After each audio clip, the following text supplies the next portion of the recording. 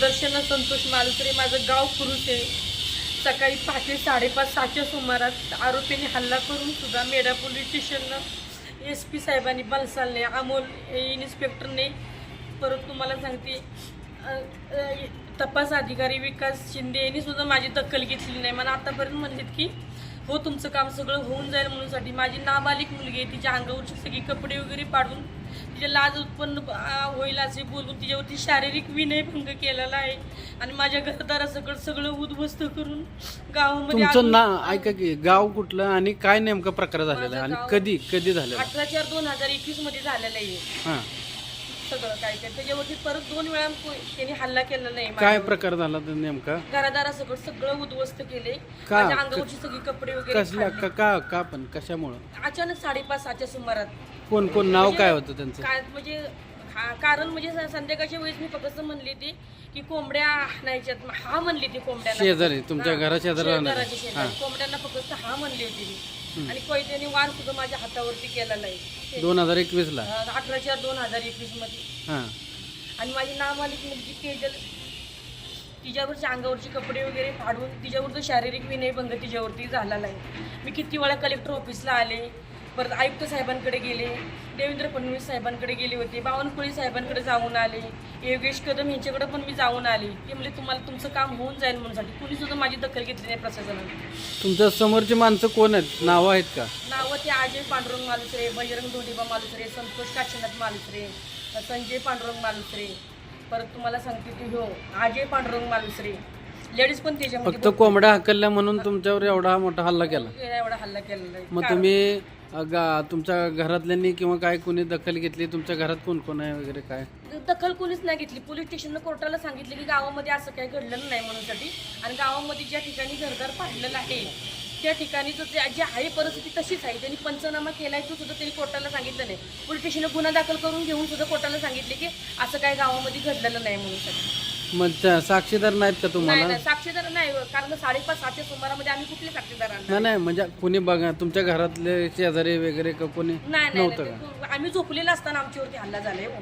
मग आम्ही काय कोणाची साक्षीदाराची नावं सांगणार? झोपलेलं असताना हल्ला झाला नाही.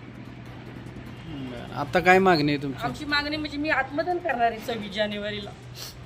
कारण का कोर्टामध्ये तर खेप घालून घालून दमले. माझा सगळा संसार परपंचा घरदारासकट माझं उद्ध्वस्त झालंय.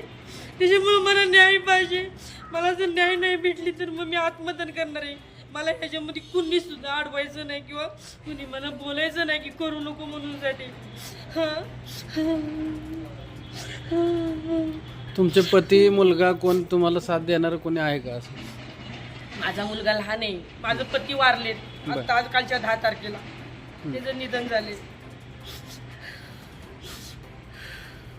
गावातल्या सरपंच किंवा भाऊकी जे तुमचे त्यांच्याकडे तुम्ही काय? त्यांचं काय नाही, भावकी गावकीचं काय नाही माझ्याकडे. माझ्यावरती जेवढ्यांनी हल्ला केलाय तेवढ्यांचीच नावं मी कोर्टाला दिली. नाही, त्यांनी काय तुमचं सहानुभूतीपूर्वक विचारपूस केलं किंवा काय तुम्हाला? त्यांनी पण ते कालच्या बारी म्हणत होते की तू केस माघार घे म्हणूनसाठी, हां. तरच गावात राहा म्हणूनसाठी, तर तुला जिवंत मारून टाकेन म्हणूनसाठी असे म्हणत होते काल. मी म्हणून केस माघार नाही घेणार मी म्हटलं. आणि ही जी काही नावं आहेत तुम्ही जे सांगितलेले ती काय नेमकं काय त्यांचा व्यवसाय वगैरे काय कशात आहेत? ती कामाला आहेत मुंबईला, हां. चांगली कामाला आहेत. मला कोंबडा म्हणजे हकलण्यावर सकाळी झाले सगळं 5:30 3 त्यांनी हल्ले केले. त्याचे 3 माझ्यावरती त्यांनी हल्ले केलेले आहेत. म्हणजे आता तुमच्या जीविताला धोका आहे? आहे, धोका आहेच माझ्या जीवाला. हं. न्यायच भेटत नाही. प्रशासन माझ्याकडे लक्षच देत नाही. मी मुंबईपर्यंत जाऊन आले. देवेंद्र फडणवीस साहेबांना पण सगळं काही ते लेटर दिलं होतं. बावनकुळे साहेबांना पण दिलं. योगेश कदम त्यांना बी दिलं. रेशमी शुक्ला आहे त्यांना बी दिलं. सगळ्यांना मी दिलेलं आहे. सगळं वरूनच खाली आलेलं आहे. आयुक्त साहेब आहेत त्यांना पण सांगितलं. ते म्हटले तुम्ही आता डायरेक्ट मग वरती जावा. पोलीस स्टेशन ऐकत नाही त्याला काय करायचं? तिथे पण कलेक्टर साहेबांसाठी कलेक्टर साहेबांजवळ किती वेळा येऊन गेले. त्यांना पण सांगितलं की असं नाही, त्यांच्यावरती कारवाई करायला सांगा म्हणूनसाठी. कलेक्टर साहेबांचं पण त्यांनी ऐकलं नाही. SP साहेबांकडे पण गेली होती. SP साहेबांना बी email केला होता. email करून बी त्यांना भेटली होती, तरी पण त्यांनी लक्ष दिलं नाही. आता जे SP आहेत त्यांनी सुद्धा.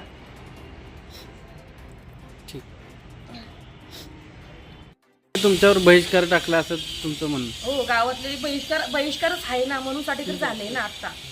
म्हणजे आता पण बहिष्कार जर नसता तर कोणतरी गावातलं पुढे येऊन बोललं असतं ना, या व्यक्तीला तुम्ही तसं असा का त्रास तुम्ही दिलाय. तसं बहिष्कार गावानं टाकला असं कुणाकडे तक्रार केली का? तक्रार किती वेळा केली, अर्ज पण आमच्याकडे आहे. हां. आमच्याकडे अर्ज पण आणि जे तुमच्या पतीचं निधन झालं त्यावेळेस कुणी मदतीला आलेलं का? मदतीला कोणच नाही आलं. रात्रभर मीच हे जागवलं आणि सकाळची 2-4 जण ते आली होती. तर म्हणजे हे कसं, हे भागाच्या लाजण यावं आणि काहीतरी करावं, म्हणजे हे देखावा दाखवायसाठी. इथं कोण जेवलं नाही, नाही, खाल्लं नाही. खांदेकरी होते का? हा? खांदेकरी होते का? खांदेकरी 4 जण आले होते. आले ना. 4 जण आले होते खांदेकरी. 4 जण खांदेकरी होते. म्हणजे कसं आता शेवटी भाग नाव ठेवल ना, म्हणून शेवटी तू गावातली आपली 4-2 लोक आली होती. इथं रात्रभर माझं मी जागवलं, सगळं माणूसऱ्यांना काय लागतं काय नाही ते माझं मी आपलं बघितलं, माझं मी आणलं, सगळं काय ते माझं मीच आपलं केलं. त्याने आपली भागाच्या लाजण आपली ती की आपली मग अशी इतर वेळी तुम्हाला काहीच गावातलं काही तुम्हाला बहिष्कृत करून आहे. तुम्हाला हे केलं? कोणत्याही गोष्टीचं सहकार्य नाही. तुमचं घरकुल वगैरे काय आले अंदा आले बांधून घेणार होतो आम्ही. हां, मग घरकुल वगैरे आले बांधून घेणार मग होतो. काय अडवणूक केली जाते का तिथं? अडवणूक केली की म्हणजे इथलं मागं बी घर बांधू नको, तुला गावात राहायचं नाही म्हणून साठी मला सांगत होती ती आरोपी. हिला गावात ठेवायची नाही म्हणजे ही जर गावात जर आली तर हिला जिवंत मारून टाकू म्हणून साठी असं केलं होतं आम्ही.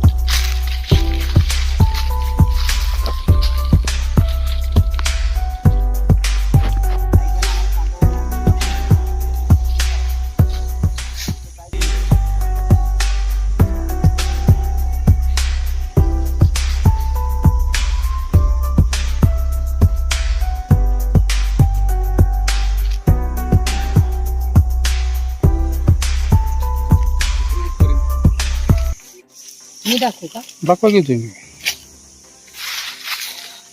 हे सगळं आमचं सगळं तुम्ही उद्ध्वस्त करून टाकले बघा, सगळं घरदाराचं. ते दाखवा.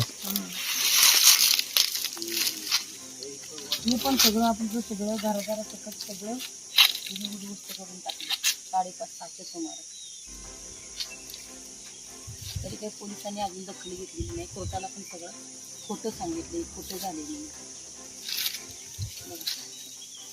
गंटल साहेबांकडे गेलो होतो, आयजीकडे गेलो होतो, मानेकडे गेलो होतो.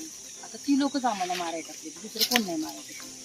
तर कोर्टापर्यंत मीटर गेलेलं हे जर उघडकीस आलं ना तर पोलीस लोकच आम्हाला मारणार, दुसरं कोण मारणार नाही. आरोपी लोकांची हवा तयार झालेली, आता पोलीस लोक त्यांना पाठीशी घालतात ना, असं झालेलं आहे. म्हणजे कलम टाकले त्याची त्याच्यावर आणि खोटं सगळं दिलं. यांना अटक झाली पाहिजे, त्यांना जन्मठेपच झाली पाहिजे कायमस्वरूपीची. एका लेडीचा संसार उद्ध्वस्त करणं म्हणजे काही प्रधानमंत्री जे कशाला नियम काढले लाडकी बहीण योजना कशासाठी काढली सांगा बरं? कशासाठी काय कारणानं काढली लाडकी बहीण योजना? आता संसार उद्ध्वस्त करायसाठी काय